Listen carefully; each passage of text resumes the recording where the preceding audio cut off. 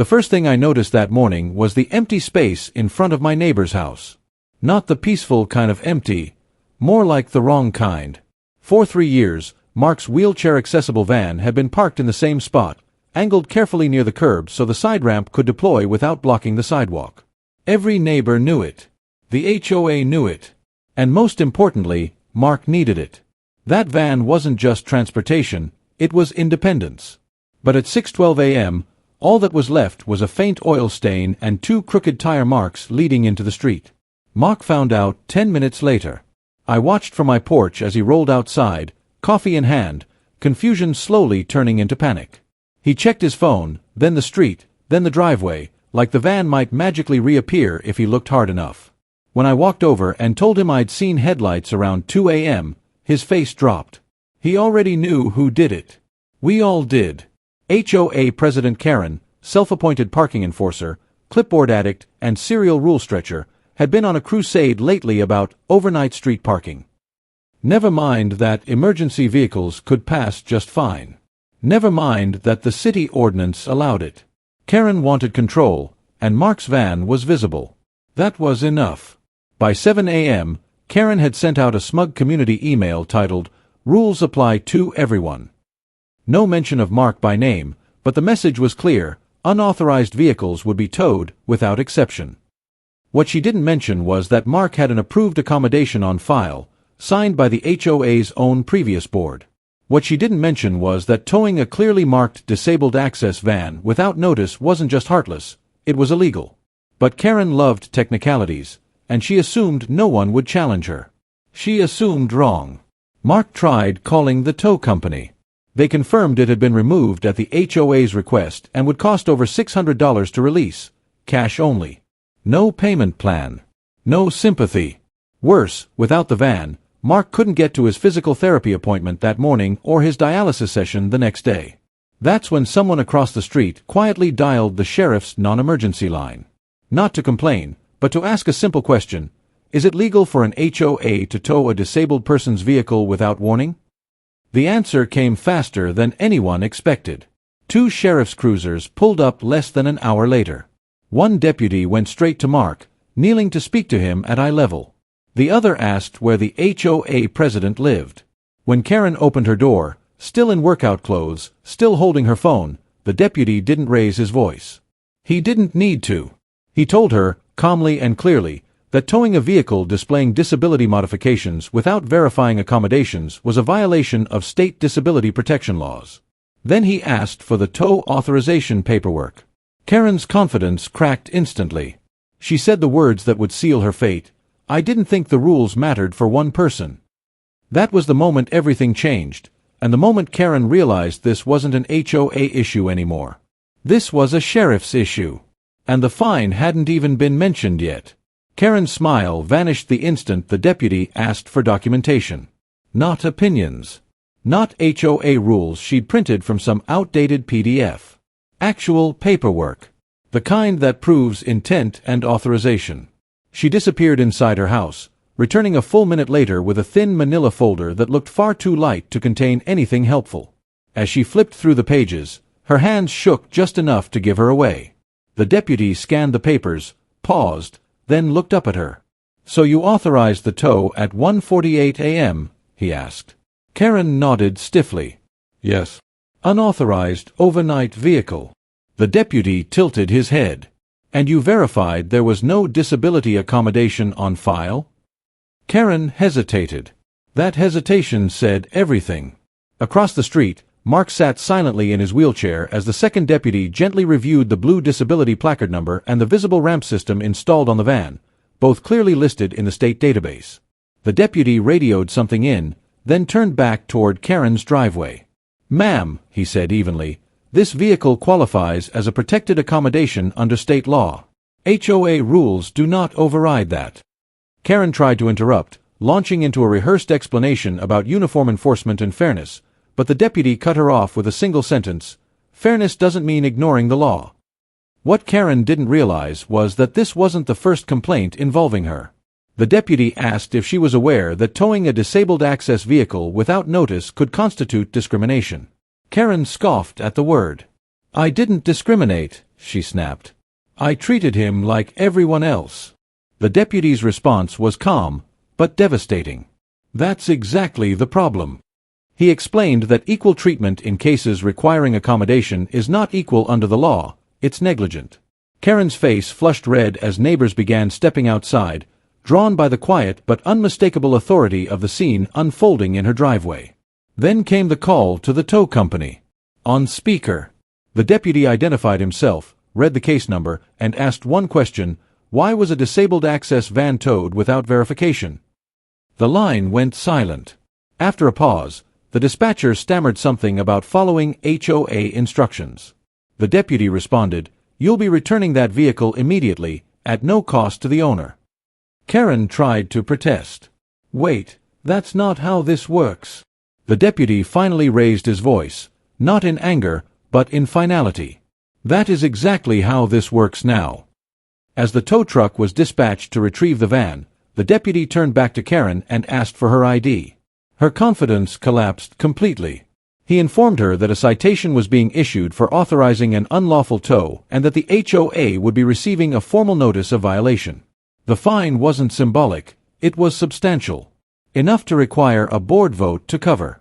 Enough that Karen would have to explain it. "This is ridiculous," she muttered. "I was just enforcing the rules." The deputy replied, "You enforced them on the wrong person." By the time the tow truck returned the van to its rightful spot, the entire street was watching. Mark's relief was visible, his shoulders finally dropped, and for the first time that morning he smiled. Karen, meanwhile, retreated into her house without another word. But the story didn't end there. Because when the sheriff left, he didn't just leave a citation behind. He left instructions. Instructions that would force the HOA board into an emergency meeting and expose everything Karen had been doing behind closed doors. And once the records were opened, the real damage began. The HOA's emergency meeting was scheduled for that same evening, and for the first time in years, the community room was full. Not the usual half-dozen board residents scrolling on their phones, but nearly every homeowner on the block, standing, sitting on the floor, leaning against the walls. Word had spread fast.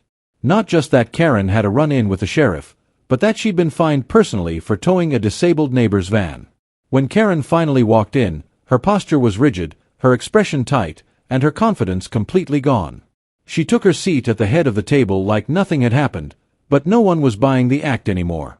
Before Karen could even start the meeting, one of the board members asked for the floor. Then another. And another. The vice president, normally quiet, normally agreeable, stood up and announced that the sheriff's office had formally requested all HOA towing records from the past 2 years. A murmur rippled through the room. Karen's head snapped up. "That's not necessary," she said sharply. The vice president didn't sit down. "It is now." He explained that the citation Karen received wasn't just about Mark, it triggered a compliance review. Every tow, every fine, every rule enforcement decision she'd made unilaterally was about to be examined. As residents began speaking, a pattern emerged. A single mother whose car had been towed during a snowstorm. A retired couple fined for parking a work truck overnight, despite written permission. A delivery driver towed mid-shift because his hazard lights were unsightly. Each story sounded eerily familiar. Karen responded to every one the same way, quoting rules, deflecting responsibility, insisting she was protecting property values. But the room had changed. People weren't afraid anymore. Someone asked a question that cut through everything: why were none of these tows voted on by the board? Karen froze. Because the answer was simple and damning. The treasurer finally spoke. He admitted that the HOA insurance carrier had already been notified and that they were concerned. Very concerned.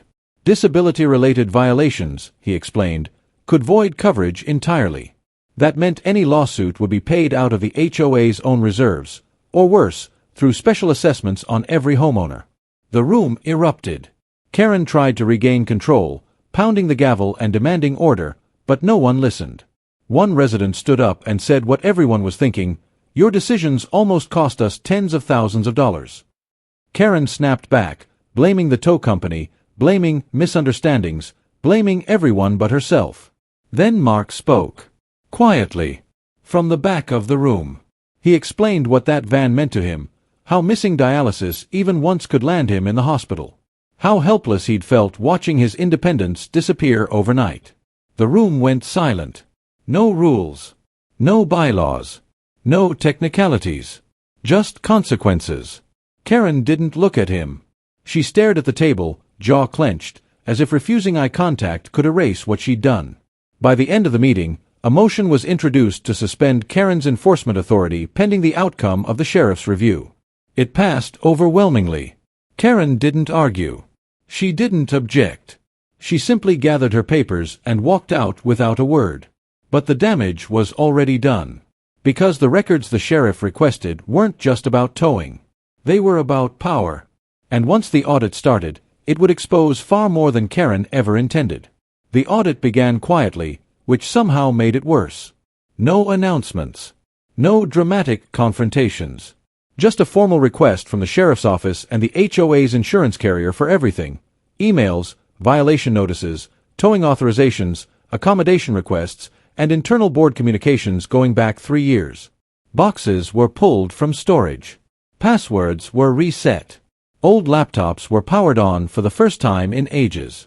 And almost immediately, the paper trail told a story Karen had never intended anyone else to read. Dozens of enforcement actions bore her signature alone. No board vote. No review.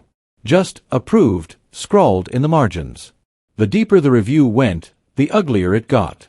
Several residents had submitted written requests for reasonable accommodations, disability parking, temporary driveway access, medical exemptions. Most had been denied with the same copied and pasted response citing uniform enforcement. But what stood out wasn't just the denials, it was what followed. In multiple cases, the denial was immediately followed by a tow order or escalating fines. The timeline was impossible to explain away as coincidence. One email, flagged by the insurer, showed Karen instructing the tow company to move fast before they complain again. That single sentence changed everything. The sheriff's office expanded the review. What had started as a civil compliance issue now included potential misuse of authority and retaliatory enforcement. Karen was formally notified that she should direct all communication through counsel. She didn't. Instead, she fired off a late-night email to the board accusing them of betrayal and incompetence, demanding they stand behind leadership. That email was forwarded, unaltered, to the insurance investigator. Within 24 hours, the HOA's policy was placed under conditional status. Any further violations would not be covered. The board realized, too late, how close they were to financial disaster. Meanwhile, the community reaction was swift and unforgiving. Neighbors who had stayed quiet for years began sharing their stories openly. A group chat turned into a document archive. Screenshots, saved voicemails, timestamps, all organized, all pointing back to the same pattern of behavior. Karen wasn't enforcing rules. She was punishing people who pushed back. And now there was proof. The board's attorney reviewed the material and delivered a blunt assessment. If this goes to court, you will lose. Badly. The recommendation was immediate removal. Karen was given one final opportunity to address the board in closed session. She arrived defensive, insisting she'd been targeted and undermined. When presented with the emails, she claimed they were taken out of context. When shown the timelines, she blamed the tow company again. But when the attorney asked her why she bypassed the board repeatedly, she had no answer. Silence filled the room. The vote that followed was swift and unanimous. Karen was removed as HOA president, effective immediately. She didn't leave quietly.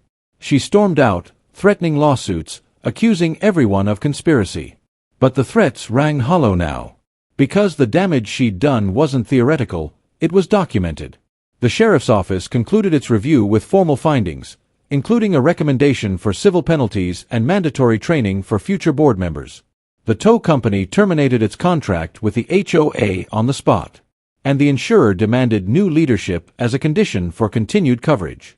By the end of the week, Karen's name had been stripped from every HOA document. Her authority was gone. Her reputation, in the neighborhood at least, was beyond repair. But for Mark, and for everyone else who had been quietly targeted, the story wasn't about revenge. It was about accountability. And the final consequence was still coming. The official notice arrived on a Monday morning, slipped quietly into mailboxes and inboxes alike. No dramatic language. No accusations. Just facts. The sheriff's office had concluded its review and issued formal findings against the HOA for unlawful enforcement actions, including the overnight tow of a disabled access vehicle. The HOA itself was fined, and the board was required to reimburse all fees connected to Mark's tow, along with several others uncovered during the audit. Mandatory compliance training was ordered for every current and future board member. It was the kind of letter that couldn't be argued with, only accepted. And for the first time, the HOA did exactly that. Mark's van sat in its familiar spot that morning, but something about the street felt different. Quieter. Safer. Neighbors waved again. People stopped to talk instead of rushing inside. The new interim board president personally visited Mark to apologize, not as a formality, but genuinely. He explained that the HOA had approved a permanent accommodation policy, one that could not be overridden by a single person ever again. The policy was posted publicly, mailed to every resident, and reviewed line by line at the next open meeting. No more ambiguity.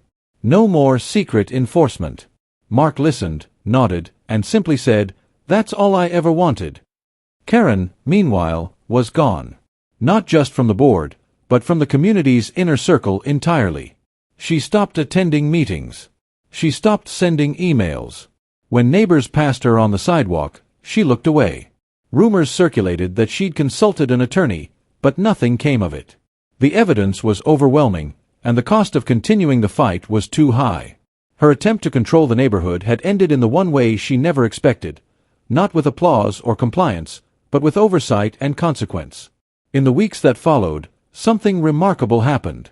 Residents began participating again. Committees formed. Rules were reviewed, rewritten, and in some cases removed entirely. The HOA shifted from punishment to prevention, from authority to accountability. A suggestion box filled up, not with complaints, but with ideas.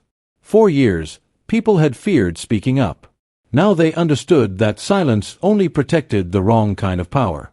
What happened to Mark had drawn a line the community refused to cross again. On a warm evening not long after, the neighborhood gathered for a small block event. Nothing fancy, just food, folding chairs, and conversation. Mark was there, his van parked nearby, ramped down, laughter carrying across the street. Someone raised a glass in his direction, not as a hero, but as a reminder. That accessibility isn't special treatment. It's respect. And that rules, when enforced without humanity, stop being rules at all. Karen had once believed authority came from position. The neighborhood learned it comes from trust. And when trust was finally restored, control returned to the people it always belonged to.